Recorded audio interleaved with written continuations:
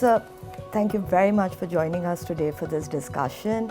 You have so much of insight in this region of India's neighborhood, including Myanmar, which has been, everybody's been talking about it, especially since the coup.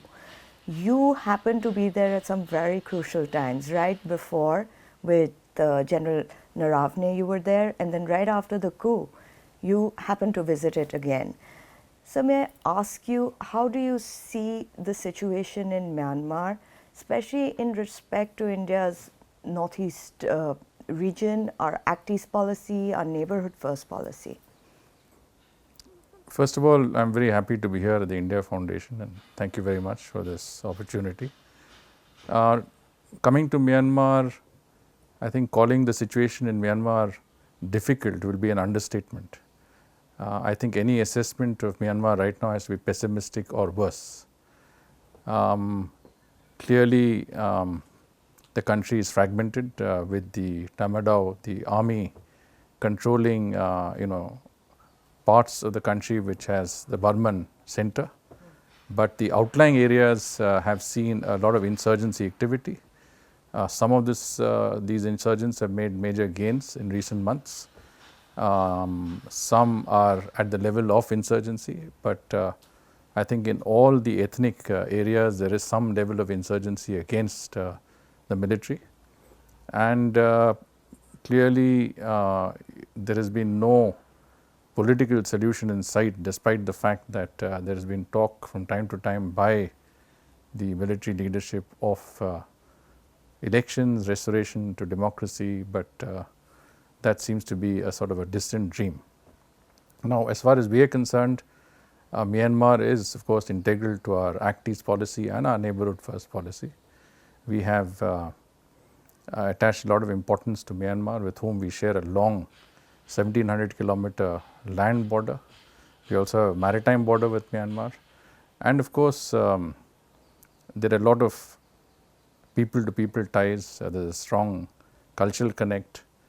There has been good trade relations, and we have always had good relations with various dispensations in the country.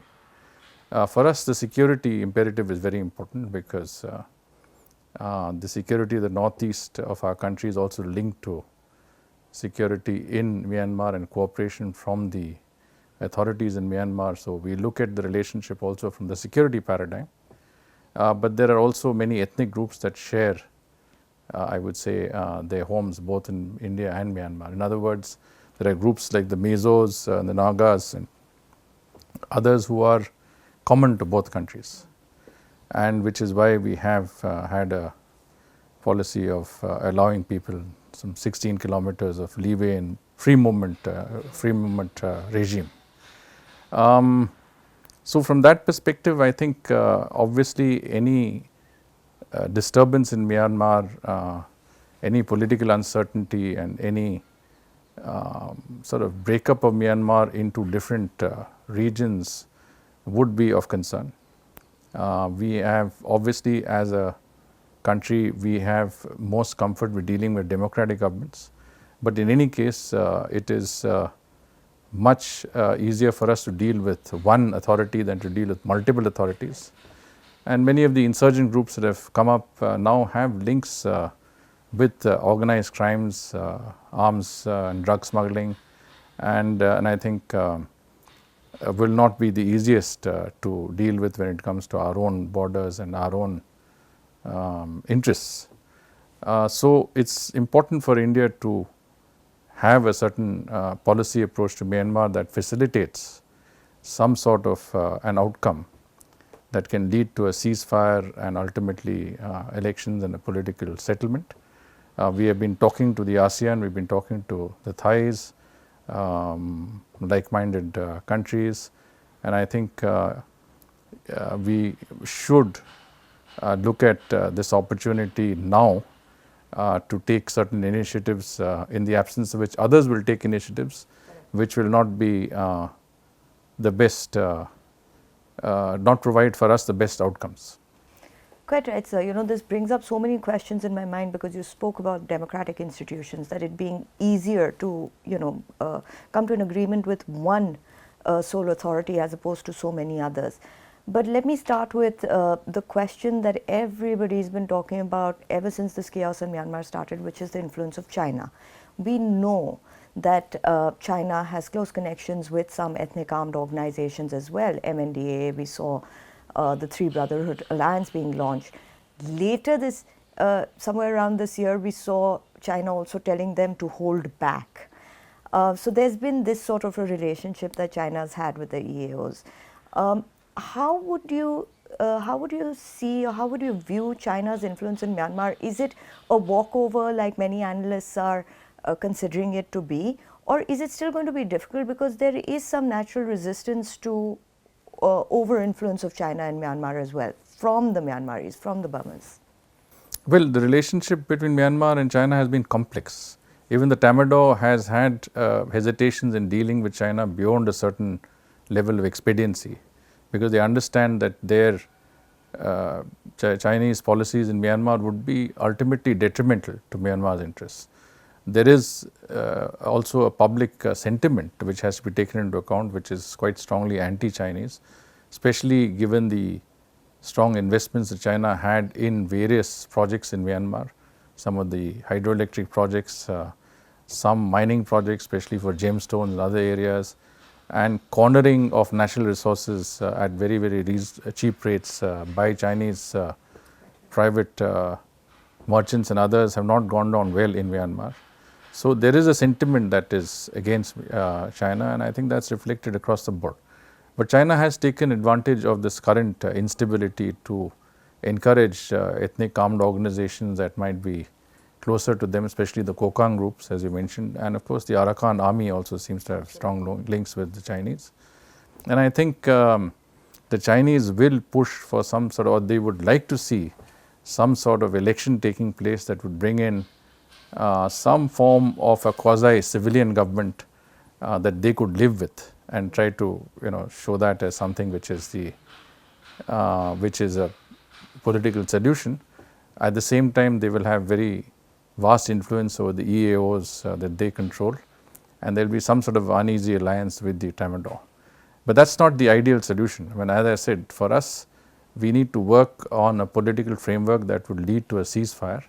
If you see the latest statements, including the statement by the UN Secretary General, he is not talking about democracy, etc. He is talking about ceasefire. The first objective is a ceasefire, a cessation of violence, then leading to talks and leading to a political outcome that could be agreed upon by all concerned. So I think countries like India and Thailand and the ASEAN are well placed to work on providing a framework that will be more comprehensive, more democratic, and I think more in keeping with the requirements of the people of Myanmar than China can have. But we need to take that initiative, and I think we are engaged in that regard. So then how does this work in the larger geostrategic sort of game? Is that junta said that we will go into elections, we will have elections once a census is conducted. A census, as we speak, in October it was to be conducted, and it started off. The NUG objected to it, did not partake in that. We also know that the NUG has got certain amount of Western support, but there doesn't seem to be a meeting point on a democratic process. There seems to be trust deficit between both the groups. It also comes to mind that one is not very clear of who would be the leadership in the NLD. We know that the former vice chairman also passed away this week, and there seems to be factions. So how would, even if there was disarmament, even the Tatmadaw has asked for disarmament before they can conduct elections, even if that was to happen, how would they select a leader that would possibly be acceptable to all parties? So the EAOs and the PDFs that are on the ground and the NUG are not a homogeneous factor. I mean, they have differences, a difference in approach, different in ideology, and some of them are actually fighting on the ground. In the Sagaing division, Chin state, you have a lot of EAOs that are fighting each other. And so you have a situation where you don't see a united opposition per se. But that's, I think, a secondary process. We can effect a ceasefire and you invite these parties to the table. You might have more coherence coming forth. It obviously means that you have to work with all concerned in taking their common agenda, the minimum common agenda forward, and to expect that all of these parties would have the same objectives in mind and would work towards a constructive solution, I think, because all of them have different interests and they're not necessarily looking at it from a national perspective. But for India, I think the sovereignty and territorial integrity of Myanmar is very important. To preserving that is important. Absolutely. Anything that is less than that would impact on us adversely in terms of our own security and our own, even on certain domestic issues involving some of our neighboring states. Absolutely, sir. And talk about neighboring states, you have a huge amount of experience in Bangladesh. You were the former High Commissioner there, you were co-chair of the boundary agreement that took place so successfully. Just before the ouster of Sheikh Hasina, she also spoke about this carving of a Christian state, which obviously she only alluded to India, but she spoke about Myanmar. But also it was widely spoken about the interim government coming in, but backed by some Western countries. How did this change happen? What is the effect on India? And this entire new idea that she sort of, sowed the seeds of in our heads of this Christian state being carved out. What sort of implications do you think this would have? Now looking at the situation in Myanmar as well. Well, I mean, Sheikh Hasina would have mentioned that, but she's mentioned a lot of other things also. And how much credence you can give to speculation and theories of this nature, I'm not so sure. I think what is important is that, you've had a complete a shift in terms of, I would say, an ideological shift in that country. Sheikh Hasina's government represented a large platform of parties and organizations that were left of center, more liberal, focused on the spirit of 1971. Now you have an ideological grouping that is more right of center, that is more Islamist, and in many senses I think would like to see a revisionist history of Bangladesh come up. So it is a change of scene, and I think that is what we have to deal with now. Whether it means the issues that such as St. Martin's Island or the creation of a Christian state, one doesn't know. I mean, the fact is that the Chittagong hill tracts, which were Hindu, Buddhist, I think primarily Hindu and Buddhist, a little bit of Christian, stayed within Bangladesh when all along they should have been part of India. And there is a seed of an ethnic conflict there as well, because after the events of 5th August in Bangladesh, you also saw some violence against minorities in the Chittagong hill tracts and attempts by settlers to move in, etc. So I think this is an area that has a lot of complex ethnic and other overtones. And in all of this, I think there are certain views and certain theories that have come up. And personally, I mean, you have to really get more information before we can, I think, say anything conclusively. Upon this, yeah. But it is a fact that there have been certain terrorists who had been arrested during Sheikh Hasina's time, associated to the ABT, that have been released, I think 28 of them. We also know that ISI used Bangladesh as a base, especially against states like Tripura and other states in the northeast region. Do you see a resurgence of that? Do you see this as indicators of trouble brewing? And how do we finally, even if that is the case, safeguard a region that has such large, porous, and practically impossibly, you cannot physically man them. How do you keep these borders safe? Well, over a period of time, the previous government did deal with many of the terrorists and radical organizations from the Ansarul Bangla team to the Hizbut Tahrir to the Jamaat-e-Mujahideen Bangladesh to a range of other actors. They also banned Jamaat right at the end of their term. All of these actors are now, I think, active. In a certain sense, many of the leaders, as you said, have been released. Many of them are now on the political mainstream, but their ideology remains the same. The idea of creating an Islamic caliphate through whichever means at their disposal, I think, has not gone. Jamaat and some of the other groups are ideologically different, but ultimately I think their objectives are the same. And I think we have to take into account that these groups would in some senses create some level of instability in their own country, in Bangladesh first, and then spread radicalism, extremism, and possibly support for insurgency and terrorism even in India. So it's important for us to be vigilant, important for us to engage all concerned to preempt some of this from happening. I don't think we can afford to go back to the days in which there was active insurgency in the northeast.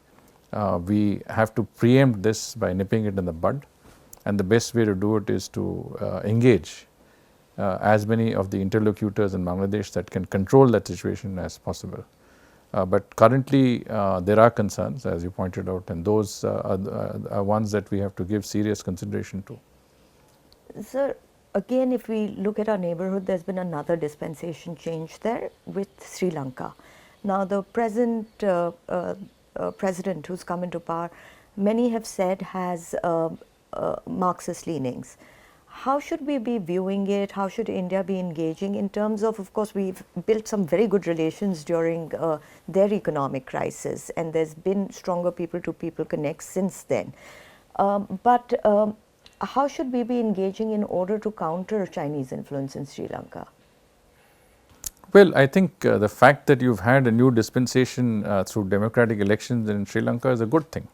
Aruna Dissanayake might belong and he has roots in the JVP, but I think they've come a long way since the time that they were involved in various, let's say, activities that came under the scanner of law and order concerns.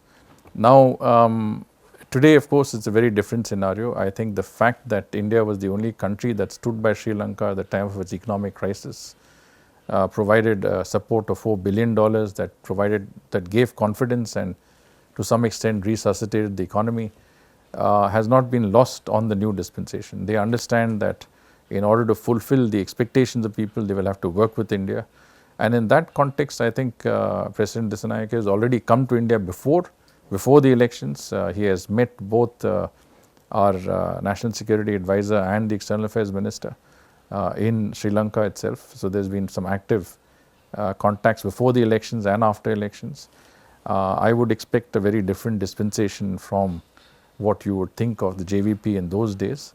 And I think it is important for India to work with any dispensation that is in power in our neighborhood. Our neighborhood is very critical. That's why we call it neighborhood first. And it is incumbent on us to work with all concerned. I think the days are gone when we worked with certain political parties and dispensations that were considered favorable to us. We should not look in terms of black and white. I think we should really have a policy that allows us to engage all concerned. Whether they are ostensibly for you or against you, you need to engage them. And if they're against you, you need to bring them into the right side of thinking by demonstrating your, I would say, approach, which is a positive approach to our neighborhood. You know, when we talk about Prime Minister Modi's Sabka Saath, Sabka Vikas and Sabka Vishwas, we apply it to the neighborhood also. You've seen it on a number of occasions, including during COVID. When we had vaccine Maitri, we started with our neighborhood. Because if you are immunized against a certain pandemic and your neighbors are not, then it is bound to come back to you. So it makes sense that as you prosper and as you grow, your neighbors also prosper and grow with you. And that's the whole philosophy of Sabka Saath, Sabka Vikas. Absolutely, and I have to agree with you. To be able to engage with all stakeholders, would make for our very successful neighborhood first policy. But sir, how do we then engage with a neighbor like, let's say, Nepal, who we have very strong people-to-people connect with? We have cultural, historical, civilizational connect with, but yet there seems to be a recent provocative move that has come from their end, which is wanting to print their new 100 rupee currency with Kalapani, Lipulekha contested areas. Now, India has called it an artificial enlargement of territory. It's also said that it's untenable. How do you see us engaging? How will our diplomatic relations work if this is untenable? Well, what has happened is that India has been inserted into the politics of our neighborhood, specifically with Nepal, willy-nilly. I mean, we might not have been responsible for that, but I think competitive politics has meant that you are either for India or against India. And various parties have taken them upon themselves to be either for or against us. And as I said, our approach should be to work with all, irrespective of their ideological or perceived approach towards us. Nepal is no different. You had the Maoists in power. Now you've got Prachand there. You had Oli there from the CPA and UML earlier. You had Deoba from the Congress party. I think there are 4 or 5 major leaders, all of whom know India well and work with us closely at various times. They also take advantage of the relationship when they feel it's in their political interests. I think Oli's move to declare Lipu Lake area part of, or the Kalapani area part of Nepal, and get onto this cartographic aggression, as we call it, is purely out of political expediency. But I did visit Nepal, in I think October 2021. And that was the time that we saw a thaw, because we felt that we need to talk to our neighbors and engage our neighbors, and a cold and frozen relationship with Nepal is not in our interests. So we did engage him, and he was forthcoming in many areas. And I think we really need to work on all concerned to push back on this narrative of Lipu Lake and Kalapani, and work on the more important issues of how our relationship can benefit the people of our two countries best. One good example is the synergies that we've developed, especially in the hydroelectric sector. I think that's been a game changer. Indian private and public sector investments in Nepal's hydroelectric projects have allowed over 1,000 megawatts of Nepal's power to be exported to India, and I think the potential is up to 10 to 12,000 megawatts. So if that happens, then you already have a paradigm that would enable Nepal to benefit greatly from the power that they sell to India. So it becomes a very strong symbiotic relationship. At the same time, if you see some of the links that we've developed, including pipelines, Motihari to Amlekganj, a pipeline that is now being extended up to Kathmandu, a new pipeline from Siliguri again to going into Nepal, provides them with access to energy, to diesel, etc., at very, very reasonable costs, like we are doing with Bangladesh, and again creates positive interdependencies that both people of our countries can benefit from. So we need to work on that approach and wean the relationship away from the negatives and move it towards the positives. Fair enough, sir. This can obviously, because of our underlying relationships, this can be built upon, and like you rightly said, again speaking to all the stakeholders. But what happens with a country like Pakistan? We know that the SCO meetings there, Dr. Jaishankar is in Pakistan right now. But in your opinion, what benefit is it to India for Pakistan being a part of the SCO, part of the RATS, considering that we believe that a lot of the terrorism in India is state-sponsored from Pakistan? Well, we have always maintained that a relationship with Pakistan cannot be seen as normal until their attempts or their support for terrorism, cross-border terrorism, does not cease. And you've seen that in the context of the SARC, where I think not only us but several other SARC members also felt that SARC could not be a successful regional mechanism for growth and development because of Pakistan's unhelpful and negative attitude. And I think that continues to hold today. As you said, their support for cross-border terrorism in Jammu and Kashmir is simply one that we cannot condone, and we cannot call it business as usual. We cannot have a normal diplomatic relationship with that country until and unless we find that there is a reasonableness that comes into their approach, and some of the adverse effects of having Pakistan as a border are neutralized. And I think in today's context, we have a sort of a frozen relationship, a cold peace, you can say. and development continues to go on unabated. We had the possibility of working like we have done with all of our other neighbors, and Prime Minister Modi did visit Lahore, did make overtures to then Prime Minister Nawaz Sharif, but it resulted in terrorism, and some of the attacks that took place subsequently actually negated everything. So there is a strong deep state that is opposed to any good relationship, and I think the best relationship you can have with Pakistan is the current one, where there is no activity of any kind, and you are able to manage it within a framework that is best for both countries. So let me come to my final question, because this is what everybody sort of thinks about when they talk about Pakistan. Is like right now we've had a statement from Nawaz Sharif saying, "Oh, I wish it was Prime Minister Modi who had come as well." It seems like the political dispensation wants to thaw relations, but considering, like you mentioned, the deep state, or whether it's the army, there are decisions taken by other people. In that sort of a context, is there any way we can move forward, in your opinion?